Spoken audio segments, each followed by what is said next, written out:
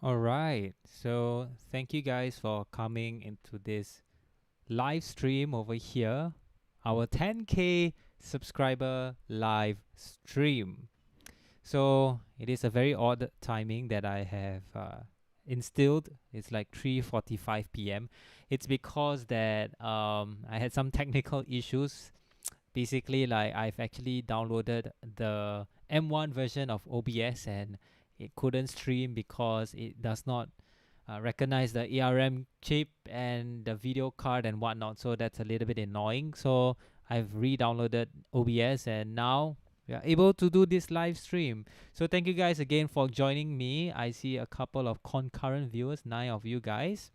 So I so I don't know what's the point of this. Like there isn't a reason why I need to do this like live stream or update to update you guys on this Learn Flutter code. I've never done that. I've never done a live stream to explain what I'm doing in this like channel or even the business side. But I guess like 10K, why not I tell you guys what I'm going to do with this what do you call this Learn Flutter code channel. So for those who have been subscribed to me since the day of like I guess 2020 or 2019 even, this channel wasn't named Learn Flutter Code. This channel was called I think Happy Harris or something like that. So that is something that I guess some of you people who have subscribed to me earlier would know. But I changed my channel to Learn Flutter Code because I don't think that my personal brand is all about Flutter. So now there is another update. It's no rebranding, but it's just another update. So let me get started with what I'm going to talk about in this live stream. So put in the chat, ask me anything. You can ask me about Flutter stuff. I see you, Akshat, who wants to learn about fetching data from APIs. I think you are able to do that by just Googling it. And I think there's a lot of tutorials that can share with you on what you can do. Can you please suggest hi, and please say hi in the chat as well. So, hi, Jeremiah. Can you please suggest how a beginner should approach Flutter, like how he should start learning and what are the concepts to focus on? Yeah.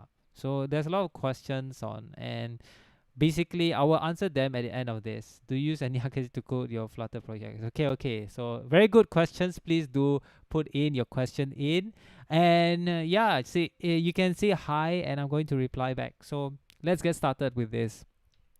All right. So this live stream is basically I'm going to talk about my failures and my successes and what I have in my mind. So I have a couple of projects that I've done in this past 1 year, 5 months, and what things I'm on the fence right now, and the new direction of the Learn Flutter Code channel, and also the reason for the change as well. So I've created like a short presentation about it.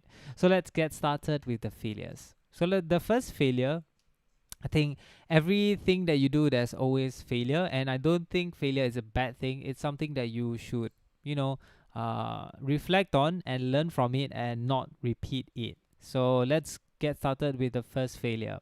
So if you have been a subscriber for quite a while, I actually have created like a consistent every week live stream where you are able to we're able to see me code an actual like Flutter app. So the initial idea was to just create an app to help you learn Flutter. So that's the whole premise of this YouTube channel, Learn Flutter Code, right? So it is also like a way for me to showcase what I'm doing. So to summarize it, how you market it is you build in public. So you build like your project in public. So my main channel on how I build in public is through this YouTube live stream. And then I actually designed the live stream. I designed the live stream. I designed the app. So this whole thing is by myself, and I code it as well. So I actually like copied or took inspiration from this app called Brilliant, and then at the same time I'd be able to just put in my ideas on what the app should look like. So I guess if you really want to create an app, I will highly recommend you to actually just put the mockup up. You don't. It doesn't have to be like super nice like mine, but at the same time, that will really help you code out exactly how it should look like. So I highly recommend you to actually do some design work before you create an app, and then at the same time you can code it out. And I also believe that building in public is such a good strategy for you to actually have a lot more people getting awareness of what you're building. So this is one way you can do it.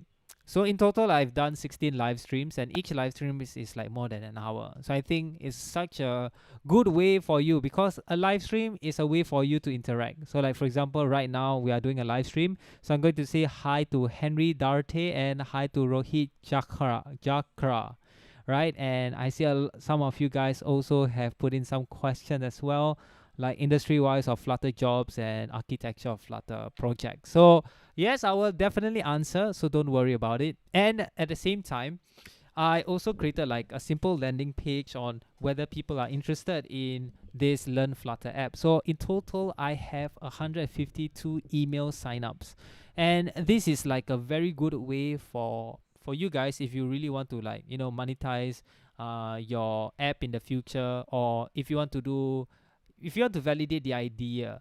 And 152 email signups is like, I think it's a pretty good start.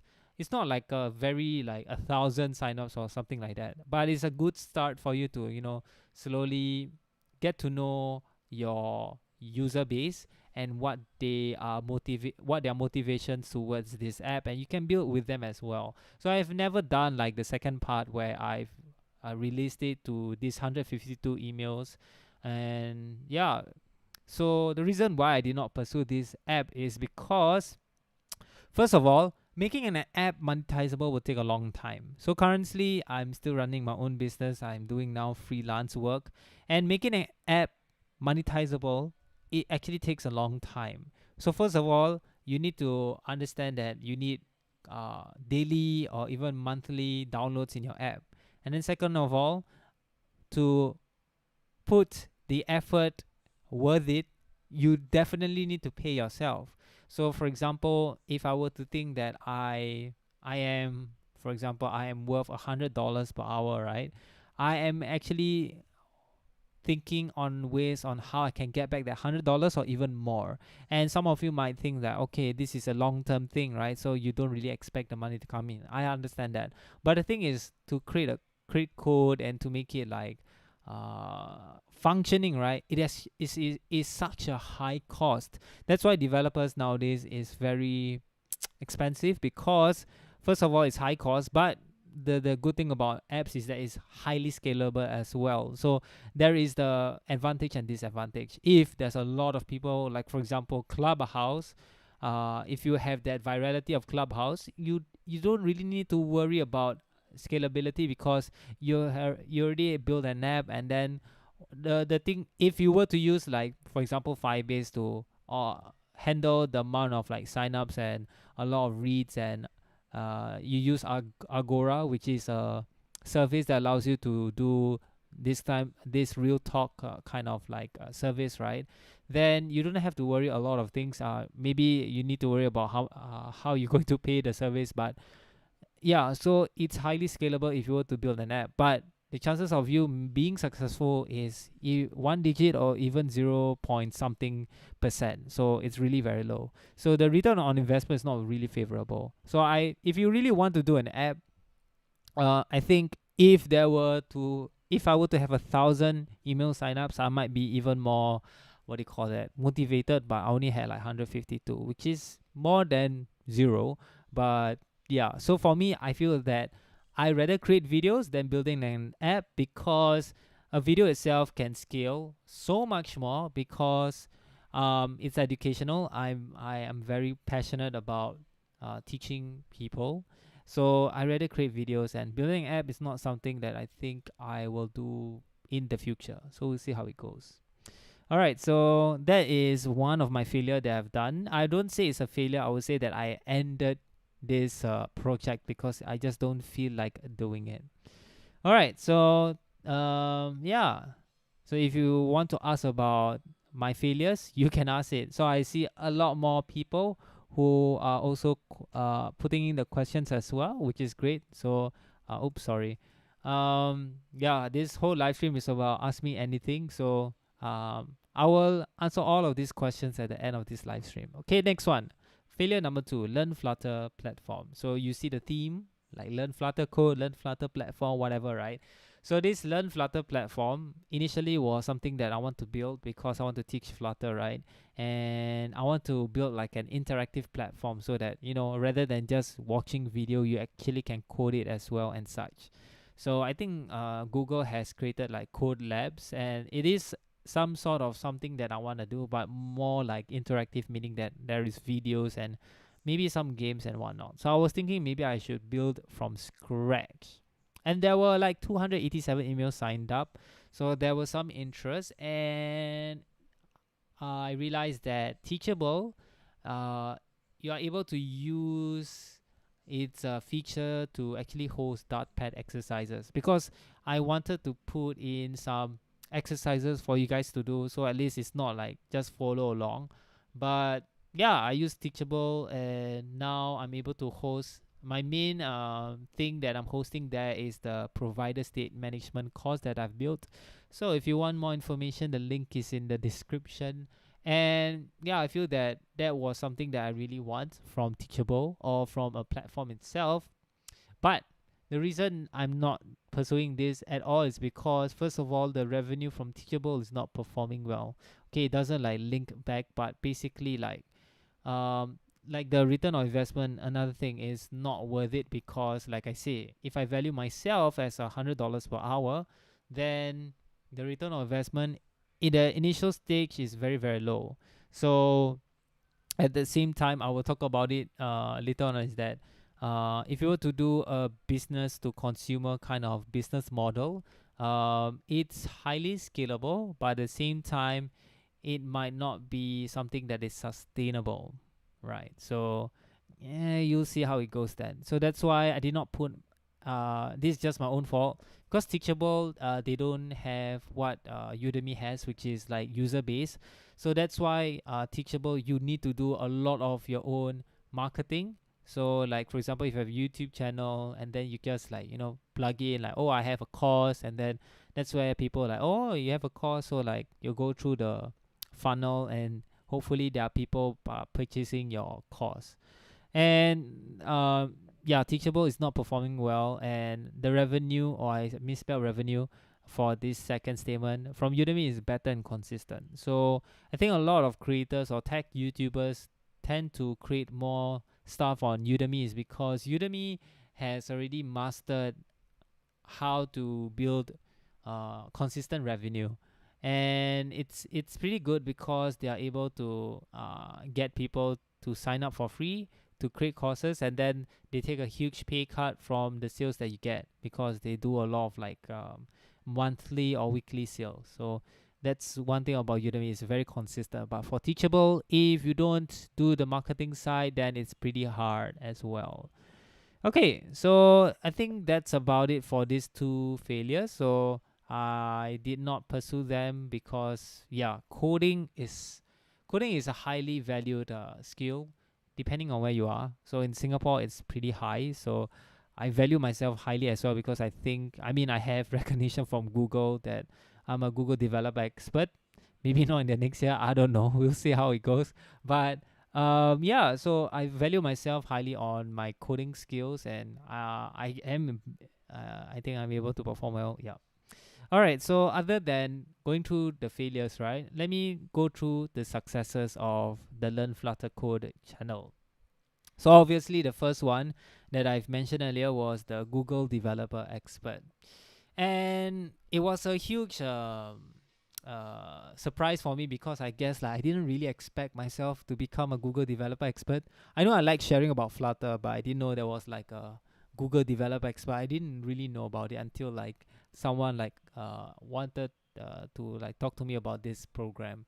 So one cool thing is that you meet with like-minded people from Google themselves, and from non-Google people, or other Google developer expert, I should say, and other Google developer expert. So that was one cool thing. And then, like I say, it's it's a huge ego booster because you are recognized by the Google or the Flutter team, and and yeah, people recognize the Google brand, and if you are branded and if you are awarded with this title, then a lot of people are like, okay, this person knows his or her shit, so that's pretty good. And then at the same time, under this Google Developer Expert, you are given opportunities to spread the word about Flutter, whether it is like giving talk to schools. So I had a lot of opportunities to talk in like universities, whether it is in Singapore or in Malaysia, and I got an upcoming one in Philippines as well. And lastly, who doesn't like freebies? So, I mean, for me, I don't really like freebies because a lot of times, the freebies that I am given, and actually, okay, yeah, most of the time, the freebies that I'm given, I'm not using it. But for Flutter, they actually gave me socks and a sweater and I think a mug. Did they give a mug? Probably not. Yeah. So the I love long socks that have like really cute designs. So Flutter team, I really like the what do you call this? The Flutter socks that you gave me. That's really really cute, and I always wear it. And yeah, am I wearing? Oh, I'm not wearing a Flutter shirt. So yeah. So that was one good success that I have throughout this journey. Then the next one is obviously this YouTube channel. So this YouTube channel, I think I have not posted it as well, but we have reached 500,000 views. So a lot of you guys watch my videos, which means that what I'm posting is relevant and you guys are interested, which is great. At the same time, we reached 10K. Obviously, from this live stream title, it is the 10K live stream. And yeah, and there are a couple things that I also want to point out is that in this YouTube channel, if you don't know, I've interviewed some like cool people, which is first of all, like I think the first one, actually the first one, this is not in order, but the first one that I interviewed that I think I want to shout out is like Max Weber, who is the founder of this Flutter Explained YouTube channel. So we went to do like a live stream on our own channel at the same time, and then we just talk about our first apps and our first Flutter apps and how what are the difficulties and like advantages and like how we think Flutter can improve and whatnot. Did we talk about it? I don't know. Yeah. So then the next one will be Daniel from Reflectly. So Reflectly was like the poster child of Flutter back in the days, right? And I yeah, and Daniel messaged me on LinkedIn because I think I posted on my pneumorphic repository on GitHub because I think someone asked whether they are able to use it, and in terms of legality wise, like I should put like I guess is it Apache or some license that allows you to do it without me suing you in the future. Yeah, so I'm okay with that. Like my work should be shared amongst people. So I posted it saying that, oh, my pneumorphic repository is now you can copy it for your commercial use. Then Daniel, I think he saw it, and then yeah, he asked me whether I have people under my my followers if they are interested, and I think he saw my GitHub repository. Then at the same time, like I just like quickly created like a Google form for him because he's looking for Flutter engineers. So I just shout out in my social media channel. At the same time, I just asked whether he's interested to be interviewed as well. So at least I know. Yeah, I mean, just to know more about how what a CTO does and what kind of like people he is looking for and what the role entails. Yeah. So that's the interview. I have it. I have the it's also in the live stream. You can just Google. Yeah, and yeah, you'll probably find it. And lastly, I want to give a shout out to Shi Hao. So I think I met him during one of the talks in I guess like the Flutter Extended for Southeast Asia, and then um yeah, ask him like, hey, why not I interview you for my YouTube channel? And then yeah, I think we had similar path in a way that both of us were from bootcamp, so we didn't really come from like a technical education path, like from like com science. So both of us went through boot camps, and then we also got scouted for our first developer job. So for him, Google called him. For me, PS Love back then called me as well. So that was one thing that really was very common. And I also asked like, what do you do as a Flutter engineer in Google, and what we can do as Flutter developers to improve the Flutter ecosystem and the Flutter repository as well. And lastly, I want to shout out my friends who also participated in collaborations in YouTube channel. So first one is, what's his name? I forgot. Yeah, there are three people that I want to shout out. So I think Chong An, and then what else? Shit, I forgot. Yeah, so there are three people who collaborated with me in my YouTube channel, and but I think if you subscribe to me earlier, you might have seen this guy. His name is, damn it. uh what is this? James. I think his name is James, right? But they are all Singaporeans, and I just like met them randomly. One from intern, one from Telegram, and one from like a physical meetup. So thank you guys for having me interview you guys and collaborating to get a YouTube channel as where we are right now. So there's a lot of you guys asking about Flutter questions and not about this YouTube channel, which is fine. All right, so now I've talked about my failures and success. Now I have something that I'm on the fence right now. So if you guys have seen so far, I have shouted out this thing called Design to Flutter. And for people out there, Design to Flutter is a platform for you to practice your Flutter skills with real-life projects. So mainly, it's just UI design into Flutter code. And I feel that I was just copying from one of the products or SaaS out there that's called Front-End Mentor. And it's basically around the same. For them, it's like HTML, CSS, and JavaScript. Designed to HTML, CSS, and JavaScript. So I've created one. My MVP was just a Reddit page. It currently has 317 Reddit members, and I've posted out 4 challenges, and there are 11 submissions. So, and then at the same time, I've created a Twitter account. So I got like 41 Twitter followers as well. So I guess like if you realize a lot of things that I've done right so far is that I've collected like numbers where if the idea that I have is something that's worthy to push out. So this Design to Flutter thing, I've just what do you call this? I have created it, I think last month or last 2 months ago. And yeah, as something new, the pickup is pretty slow. So if you were to push it, definitely. But the reason why I'm on the fence with it because is that I feel that to be successful and earning like revenue, I need to invest like 2 years of my time and effort at least. So what do you mean by that? Time meaning like I need to invest like maybe 3/4 of a full time to this platform. At the same time, like if I want to, have the goal of earning from this platform as well. And at the same time, it is not aligned to my own personal goals, which I will talk about is later.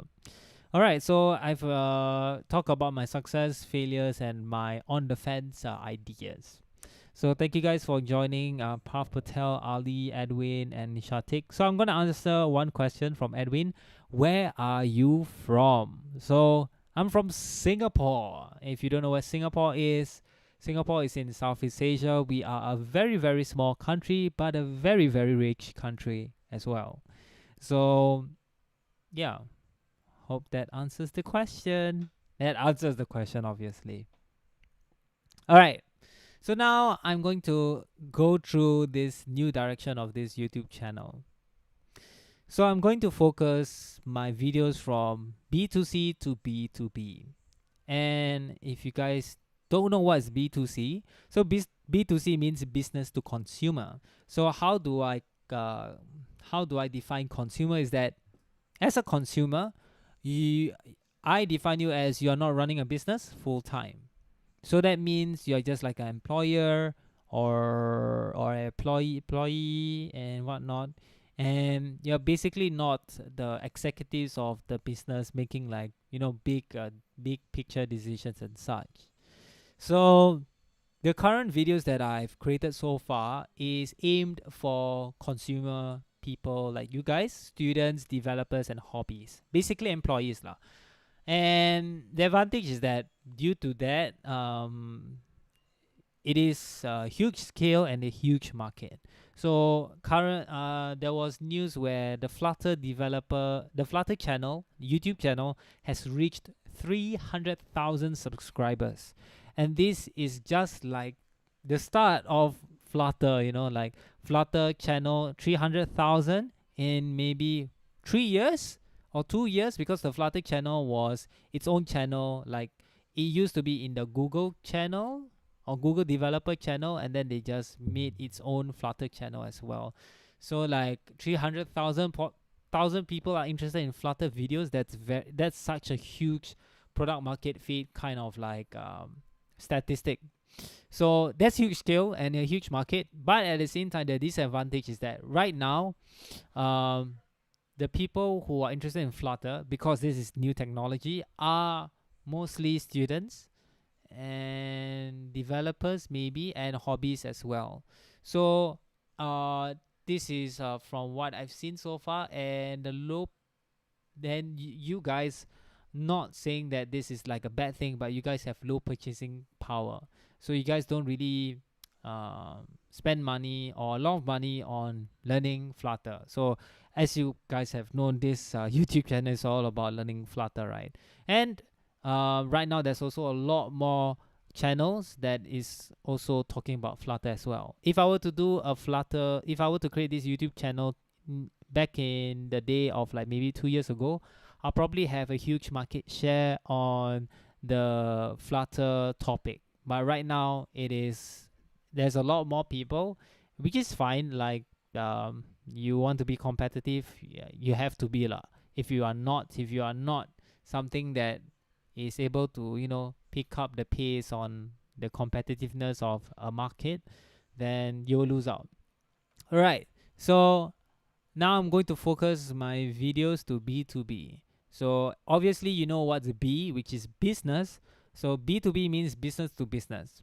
So I'm running a business, whether it is my own company or whether I'm doing freelance. Right now, business is defined in my own terms is to running an activity with predictable sources of revenue. So revenue comes from selling service or products, right? So I should like define this better, because an employee can do that as well in a sense. But yeah, business is usually they have predictable sources of revenue. So a lot of YouTubers out there that I realize they don't give opinions or tutorials on the business side. So like maybe for example, a video about business owners, like should you choose Flutter over React Native as a business owner slash CTO slash whatever, right? Don't see that topic. A lot of times tech is more on tutorials, which is great, but it's mainly for B2C. But for B2B, that's when the decision making comes in, like what is the scalability, how much of time and effort and resources can be saved if you were to transition from your existing application to Flutter. So these kind of advice is very key to the decision making of a business, and there isn't a lot, which means the opportunity comes in, which is me. So the advantage of doing B2B, whether you are doing a product or whether you're doing a service, is that business can afford a lot more than consumers. So usually I can say this with confidence that a lot of SaaS or software as a service or those online service, they actually have a lot more money coming from enterprise and businesses because they can afford. Usually consumers like ourselves, they give it for free because yeah, it's not the main income, but the enterprise, the businesses are going to afford the money for whatever service or product that a business is selling, right? So that's why I feel that the advantage is that business have the money to actually afford. So the disadvantage is that it's low skill. So if you're to compare business versus consumers, consumers obviously wins in terms of money. So that means it's super low skill. So the only way that you want to get more and more businesses is that you need to have referral to get more clients, usually word of mouth. And yeah, because business people know other business people as well. So that's why I feel that you know, uh that's yeah, that's how you get the money. Yeah. All right, so let me look at the chat right now. Hi Maximilian, what's up? And then there's a lot more question. No for studying, yes for learning, create motivation, how to listen, Flutter. Puff Patel, please start Q&A. Chill, bro, chill. This is my live stream. So what changed from me to from B2C videos like tutorials to like B2B kind of videos or tutorials? So I was chanced upon this freelance opportunity, and I'm not going to share how much this freelance work that I got potentially. So one freelance work, either or, doesn't matter. Uh, the amount of money that I earn from freelance work will make me earn more than what I was running my business in a year. So in the past year, I was doing a lot of like courses, and the thing is that, oh my god, like courses takes a huge load of my time, and the return of investment is not great because first of all, I'm still very new. I don't have a large market share. I'm not like the best YouTuber out there, or like I don't have very I have I I'm not a go-getter. I'm a person who have opinions, and my opinion sometimes is not very pleasant to listen to, and usually it's on Twitter. Yeah, so a lot of people gain followers on Twitter. I feel, I don't know, but that's what I feel lah. So that's when I realized that in terms of revenue and like doing freelance work and whatnot, it's a big wake up call to divert my attention to B2B. So I think it's not viable if you don't get your metrics at a very high number if you want to pursue YouTube as a career. So if you don't have that number, I don't think you should, like, unless, no, you shouldn't. Like, I think you should make it a career when you hit 100,000 subscribers in YouTube. If you have 100,000 subscribers on YouTube, you definitely should think about either having a side, like a serious side business on YouTube, or yeah, it's like 100K is such a huge accomplishment. Yeah, so yeah, but in terms of like gaining revenue, doing freelance is like a huge thing that you can grow from.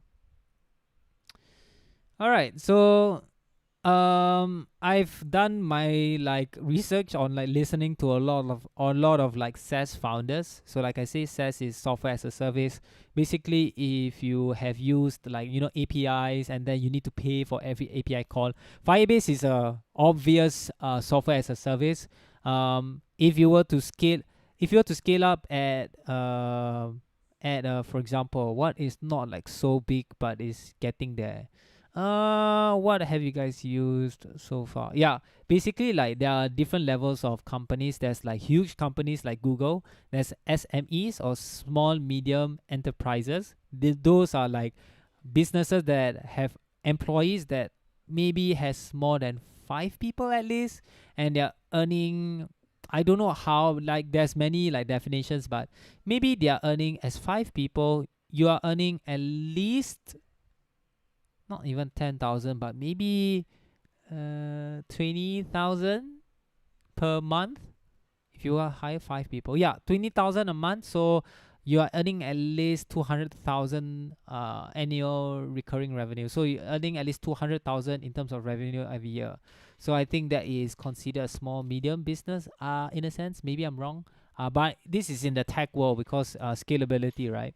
So I really look up to this guy. His name is Jason Cohen. He's the founder of this thing called WP Engine. And for you who don't know what's a WP Engine, WP means WordPress, and WordPress is still a huge platform for you to host your websites, and it's a framework for you to create websites, and then you can build SaaS out of a framework. And Flutter is a framework, and there are other like services that use. I mean, there are small little like businesses popping up from Flutter itself. Like one is, I call it Investigator. Is it called Investigator or Detective? I forgot. I think it's Detective, but yeah. So this guy, he reached 132 million average recurring revenue, but obviously it's not like in 1 year. Like I think 8 to 10 years, he reached that goal of 132 million. And he was talking in this conference that's called MicroConf. So it's a conference for SaaS founders. And most of them, if you were to like Google, right, MicroConf, and you like listen to them, like most of them are actually B2B. They're not even like B2C. So B2B is something that I think if you really want to grow big, and for me personally, I want to grow big because I have dreams. I have like goals to achieve. This is the only way that you can earn like 100K per year. Yeah. So whether you're doing freelance work, whether you're building a product, B2B is the way. Because B2C is super, super, super hard. You need a lot of capital for B2C to work in millions of dollars. If you don't have funding at all and you have managed to do like a million a year, congrats. That's very few bootstrapped founders. Like for example, Algo Expert, right? Algo Expert is a very good example of bootstrap SaaS company where they didn't have funding at all but managed to hit a goal of $1 million, right? So like they found like they found a very good problem to solve where there isn't very good algorithms and data structure resource to actually be hired as a Fang kind of developers. And it's also like timing as well, where Fang is such a clickable title on YouTube, and then like it works so well. So great, like amazing job to Clement, who has done who has done a lot of hard work to build his company to where it is right now. So for him it's really B2C, and his prices is not exactly cheap. Like I think his courses is like $90 per year.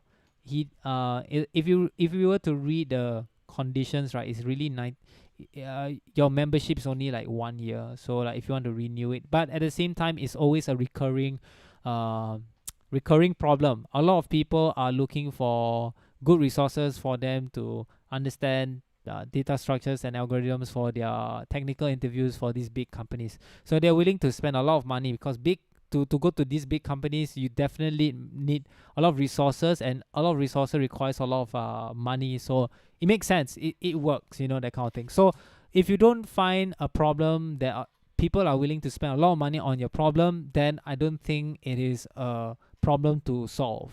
So I'm not going to share in detail on how to do this. It's a lot of like understanding how things work, but the easiest to explain is that if you're able to solve a business problem, a business will pay you a lot of money, because the main priority for a business is to grow. So if a business don't grow, it dies. That's the whole idea of business, is to grow. If you plateau, you're gonna die. Yeah. Okay, sorry if I rant, but yeah. Anyway, getting back to the point. Thank you, Washington Shoji.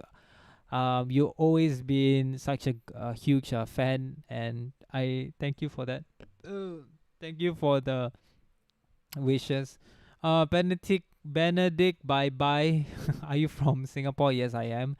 And then Pav Patel, domain driven design series for Flutter. I have no idea what's that. Domain driven design. No idea what's that. Okay, moving on.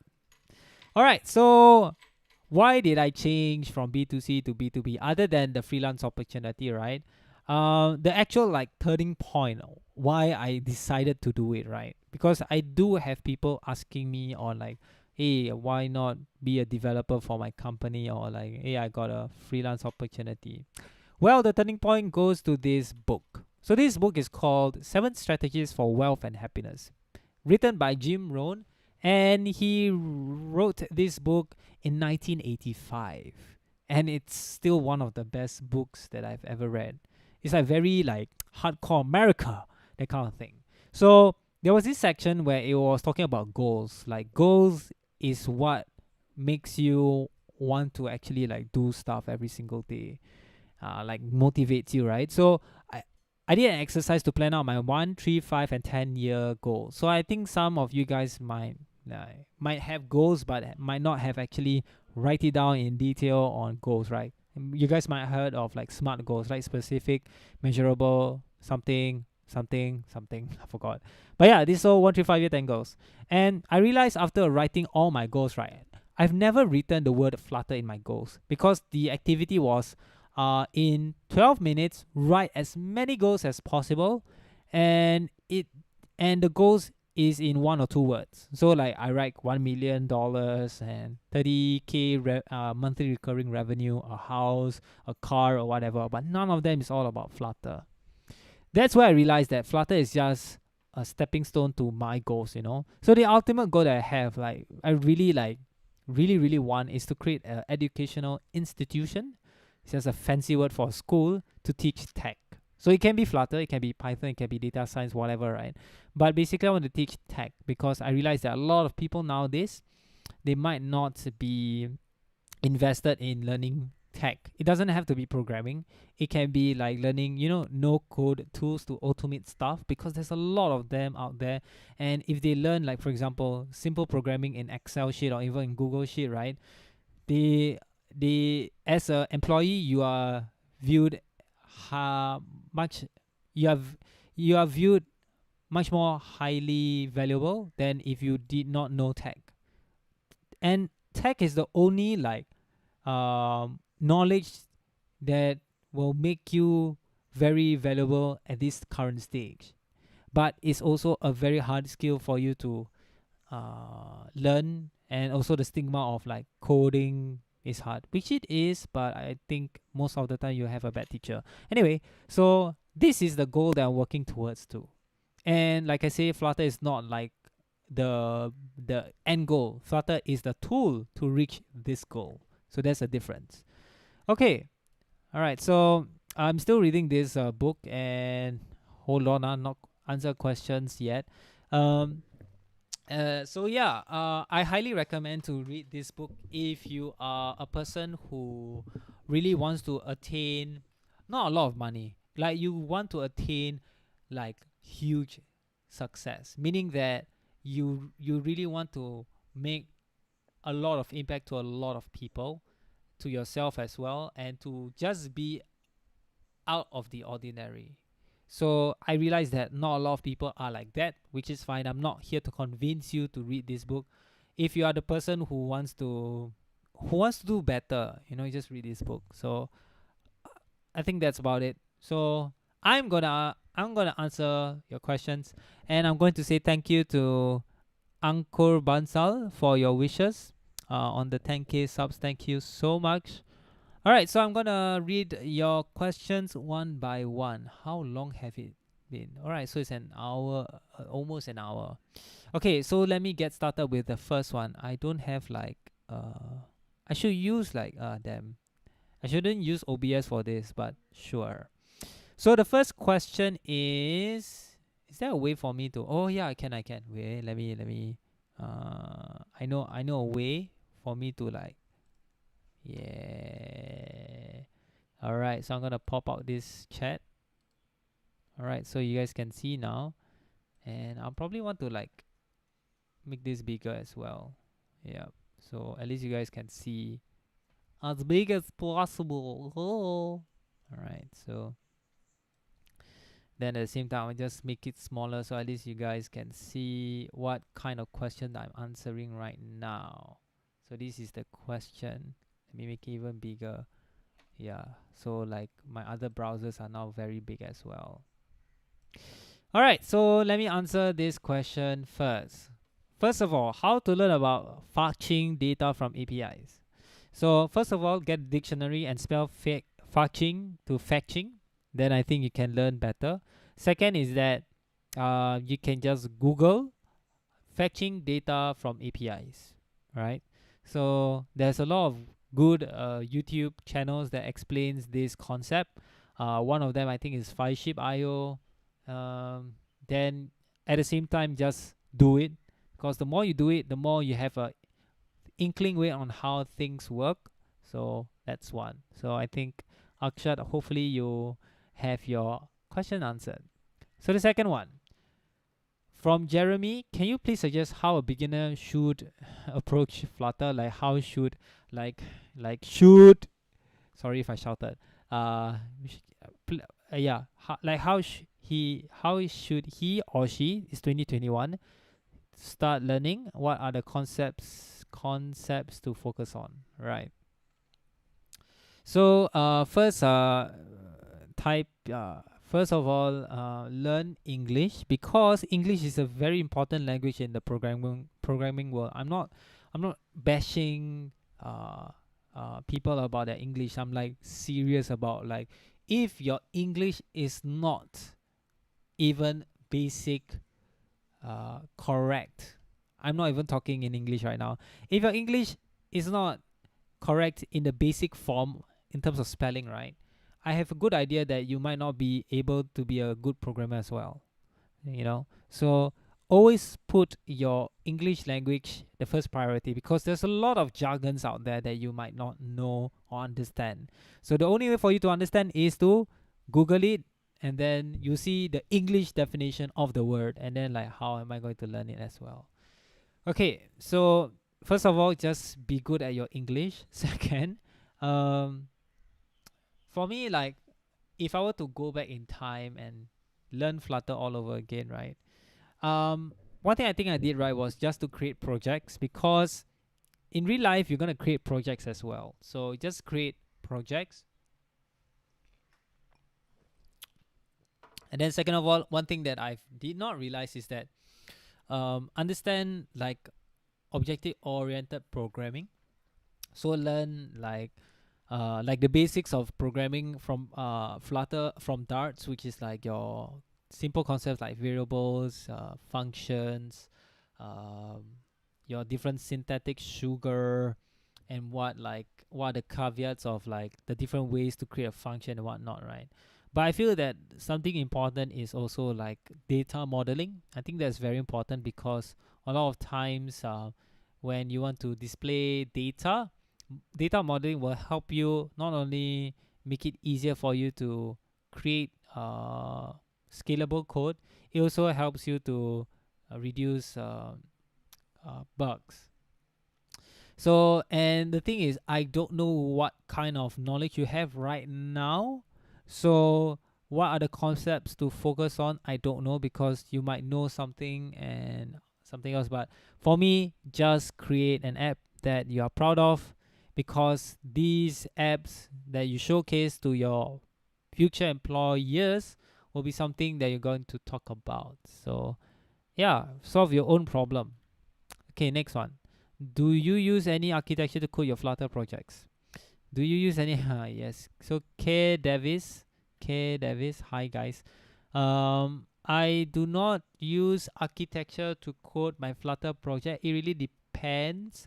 Like, for example, the most complicated Flutter project that I built was from a company that I was working for, and architecture was something that we developers in the company discuss what we think is viable and scalable and makes sense for us. So what I come into terms is that if there is an article by eBay Motors, eBay Motors is a subsection of eBay where they create an app for selling vehicles, right? And then they talk about how they create an architecture for their projects. And one thing I realized is that having your each individual screen in a folder really helps a lot, because first of all, most of the time a developer will be focusing on one screen, And then in terms of like state management and whatnot, just put it inside the screen, because every developer has their own take on solving the individual screen's problem. Sometimes using inherited widget or provider works. I mean, it should work on every screen. Sometimes like Redux state management works, sometimes block state management works. But the most important thing is that every individual screen should be inside a folder, because you won't crossbreed to another person's work. And when you crossbreed, or when two developers work on the same or page, right, it's crazy, because first of all, if you're able to split up the work, great. But second of all, there are things that's going to be talking to one another in a single screen. So I really highly recommend you to read on this, on how eBay Motors actually structure their architecture. Another thing is, by very good ventures, they have created like a command line interface where you are able to create an architecture that they have built around their own state management library, which is called Block. And I think it's pretty cool, because they have also included like your different modes, like production, profile, and whatnot. At the same time, you can do testing, and then as well as you can do like different localization, so your different languages in an app. So yeah, that's one thing. All right, next question, round up, Pahwa. Will Flutter Web ever be able to be compete with JS framework like React performance wise? No, no, no, and no. Next, hello, what do you think of Flutter for Web? I've already answered. It's not be able to copy JS framework at all, and they are not, and they don't want to. So it's only meant for an extension of your current Flutter mobile apps to be like PWA, or even like an actual like desktop app, whether it is on a website, whether it's on a Mac OS, whether it is on a Windows device or machine.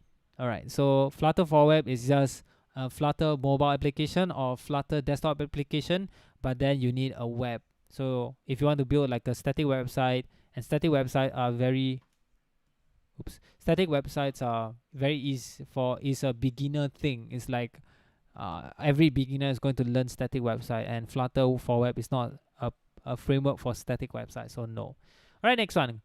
Puff Patel again, could you make a series and on idea to prototype to production app series with block state management? No, that's not my goal. Next, how to handle REST API when Flutter offline, then use local data if online, then get data with API. So this is a very specific use case, and I think a lot of people are very into this offline mode kind of thing.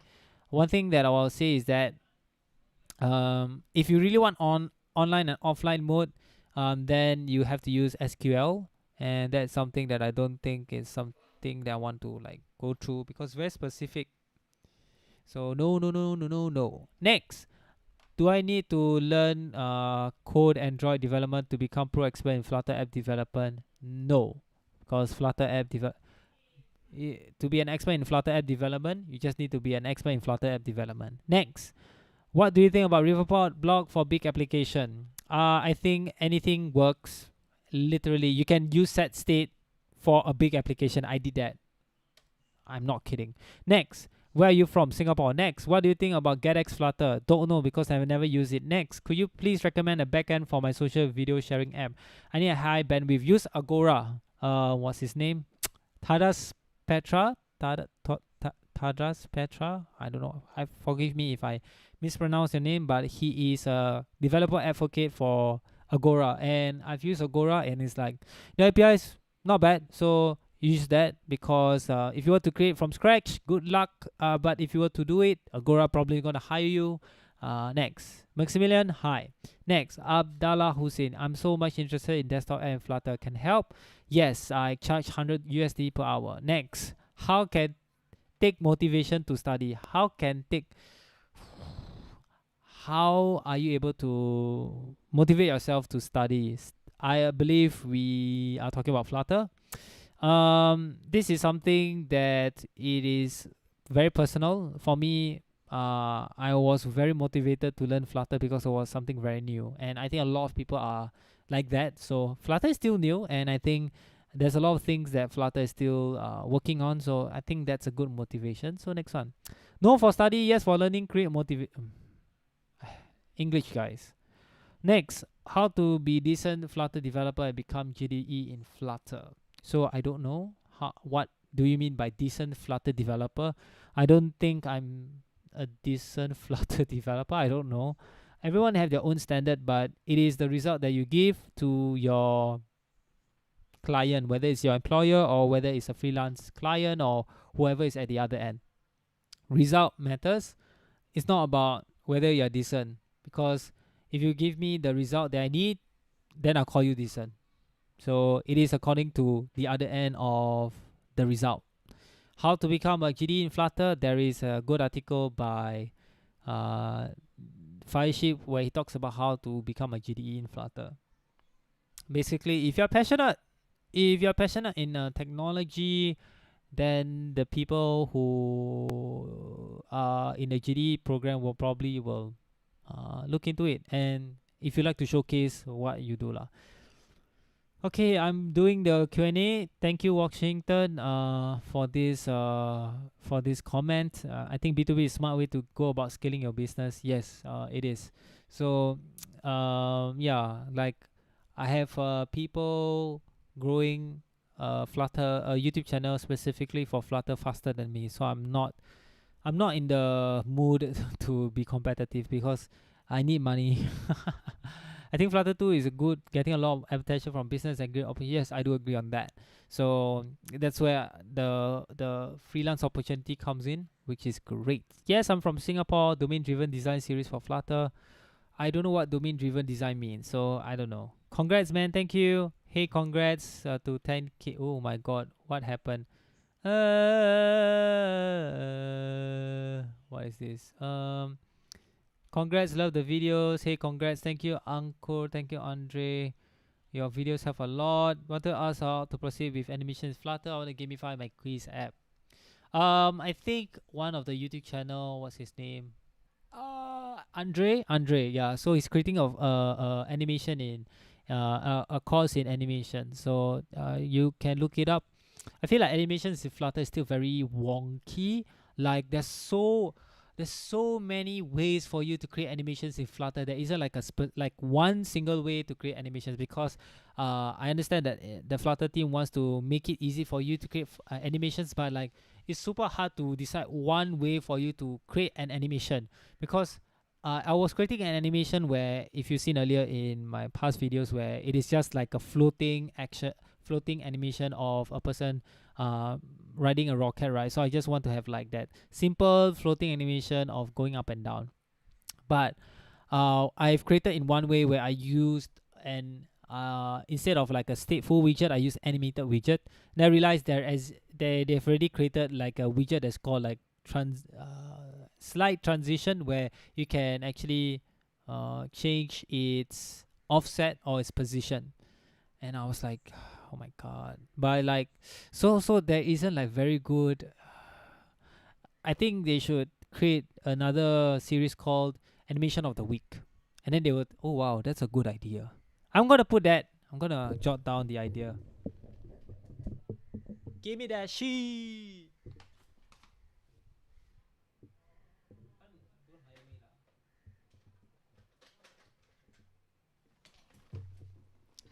There is this YouTuber guy, like like I'll consider him like very good at animations in Flutter. His name is Diego.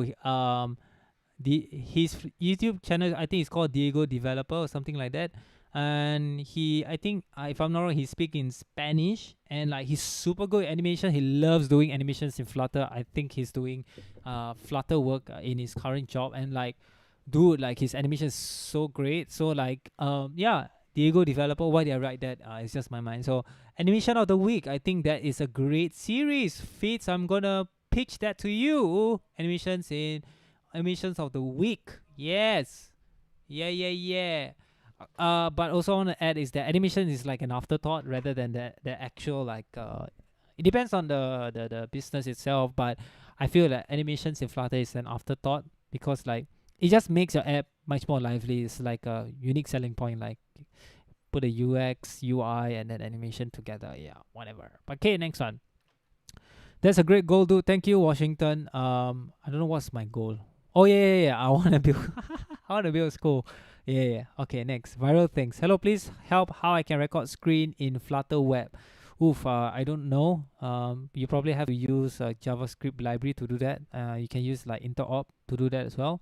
All right, so Papa, could you suggest top 5 project ideas to becoming a pro expert in Flutter? The thing is that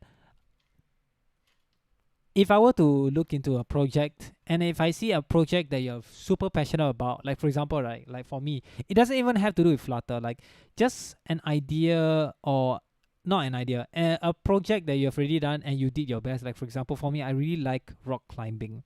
I was thinking like a stupid idea, maybe like I use machine learning, or it's not really machine learning. Basically, like I don't know what you call it, but those skeleton model when you like move your hands or your body, and then for rock climbing, because like when you do your moves in the rock wall, right, it can actually like a simple adjustment can either make or break on completing or reaching to the top. So like if I were to create like a machine, not machine, like a smart app where it detects how you can improve your climbing, that would be great. And the thing is, when you like try to pitch that to your future employer, right?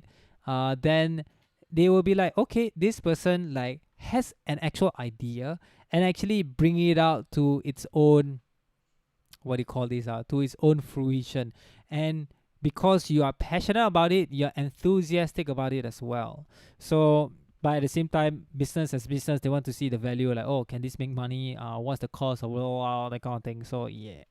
All right, so I don't have 5 top projects because I think that is just clickable title. Maybe I'll do a Twitter thread about it. I don't know. All right, so Doctor here 332 will love your humor touch. You give your Thank you. I am a funny guy. Thank you so much, Doctor. I think you are a doctor. So please, your 10 Flutter and 10 project. I can't build in mine Android Studio. Well, yeah. Anyway, Flutter animation bug fix. I don't know what bug you're talking about. Oh no. Okay, next one. Pav Patel. Does big tech industry use domain-driven design or clean architect? I don't know what domain-driven design means. Okay, I know what clean architecture means. So clean architecture depends on every company. There isn't like a rule that, oh, you do this, that means it's bad, and like, it really depends on the company itself. Some companies, if it's like a startup, they don't really care whether your code is clean. They just want features so that they can have more users in their app or service or whatever. So it doesn't really matter. So but okay, you say big tech industries, right? I think they care more about. So you need to understand what a big tech industry is looking for, and like you have to be specific what kind of company you're talking about. For example, in Google, right, what they care about is that like data structures and algorithms. That's in their technical interview. And at the same time, like they also test you about whether you know your shit about Google. Like they will talk to you like, how does Google earn money from Apple? If you don't know the answer, then you better read it up. So yeah. So it really depends on the company. If the company cares about clean architecture, they probably will say it out inside their website. Then it's like, okay, this is something that this company. So if you care about the same thing as the company, most likely the company will want to hire you because you guys are on the same page. All right. Okay, next one. How do you submit my project in Apple Store using Android Studio? That is a question. Android Studio is an IDE. Apple Store is a place where you can put your app in. So you first need to convert your Flutter project into the file that can be placed into the Apple Store. Yeah. So you don't need to use Android Studio. You can even use the terminal as well. Get X state management easy. That's not a question. Next. Oh my God. Okay, people still commenting. Jank issues in iOS fix. Oh yeah, so this is a common topic and a topic that a lot of Flutter developers are looking forward to. Jank issue, I'm not too sure. I haven't really seen if it's fixed yet. I haven't even tested it out, so I don't know. Next, future ideas about doing videos cloud storage for Flutter Web. I think doing videos cloud storage. Vinay, thanks for the idea, but probably I'm not going to do that. Next, Doctor again, just like animation, Flutter hooks could also be one. I don't know what Flutter hooks means. Okay, Vinay, how do you get money? Because your content is good, but reach is very small. Udemy course also didn't go well, I think. What is the first source of income? Yeah, okay, so I think I can go deeper on like what income source you should, as much as I want to be like an entrepreneur. I think the best source of income is being an employee, because the business is taking care of you and it's very low risk. So I think one thing I should have done if I were to quit my job and continue this venture, and one regret that one thing that I should have done is to actually like continue working, whether if it's not earning as much as what I was working as a developer. I should have just a steady income so that I know that I am surviving. So having and if you're unable to get a developer job, just get a job, because then you will have at least predictable income, and then you have to sacrifice the time after your job to actually increase in your skills. So if you want to be a developer but you are self-taught, then save some money, hire someone. I will highly recommend you to hire someone to actually teach you, hire a professional to teach you coding or coding, and like really use the time, because I feel that the time that you use to actually solve the problem can be shortened if you were to pay someone to explain to you in very uh, easy detail. Yep. So my content is good, but reach is very small. I don't know what very small means. So in terms of like YouTube, if I were to compare, generally YouTube, yes, it's very small. So yeah. All right, yeah. So yeah, doctor, you are a surgeon passionate about Flutter. That's great, but yeah, you're not my target audience unless you want your Flutter app to be. Oh, I don't know lah. Yeah. Okay. Am I reaching to the end? No, I still have a few more. Okay, I'm reaching to the end already. All right. So Abdullah, congratulations on 10K and Eid Mubarak from India. Right. Eid Mubarak to you, and thank you for your comments. So Satrak, what do you think about the industry-wise future of Flutter, like job-wise future? I have no idea, because I can't predict the future. So we'll see how it goes. Flutterhook is an awesome package on PubDev. Let me share you the link. It's okay, I can Google it. I don't know if I've seen it before as well. And lastly, congrats bro for thanking about Pub Patel. Thanks for helping. Please make backend serious. In my opinion, UI is easy part. The hard part is the backend. We have a task. I'm a fluent Django. Shall I use Firebase? Okay, I'm gonna answer the last question from Lalian Thulanga Haunar. That's a very interesting name. We have a task of developing an e-commerce app. I'm fluent in Django. Shall I use Firebase or Django for backend? So the task of developing an e-commerce, it really depends on the business use case. If generally you guys want Django, you can. The advantage of Firebase is that everything is out of the box. You don't have to code from scratch. Django, there is things that's still out of the box, but it's a lot more coding to do a lot more stuff. And the difference is that Django, I think, is usually for relational database, while Firebase is more on non-relational. So whatever your take over it, YouTuber Phil Stack, respect for him too, recommend. Yes, I do respect Phil Stack. He is a prime example of like a freelancer. Doing YouTube as well. So yeah. All right, so that's about it for this live stream. It's an hour that has been passed. Hope you guys enjoyed me answering the questions. And yeah, so if you have any question, you can put inside the chat. I'm not going to answer it. Depends, but we'll see how it goes. So that is the direction that I'm going to for this what do you call this this learn Flutter code. At the same time, I think I'm not promising. I never even promise anything. So yeah, if my videos come out, great. If my videos don't come out, I guess so. In a way, we'll see how it goes, and that's it. Thank you guys for supporting me in this journey to my 10K subscriber count. Hopefully I can get. So this is 1/5 of the goal that I tend to, but right now that isn't the goal, right? But that isn't the goal, right? So my goal is to just I have my own goals. I don't know if I want to share, but we'll see. But it's not pertaining to YouTube at all. So I'm going to create more content that's very focused on like B2B. So maybe I can give you like a sneak peek, like for example, how do you migrate your React Native app to Flutter? So I think that's something that I currently have, that a client currently have, not that specific kind of situation, but I think that's going to be a future thing that businesses would consider. So that's it. Thank you guys for joining.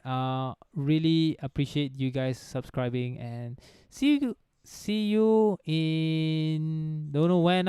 Yeah. Bye bye.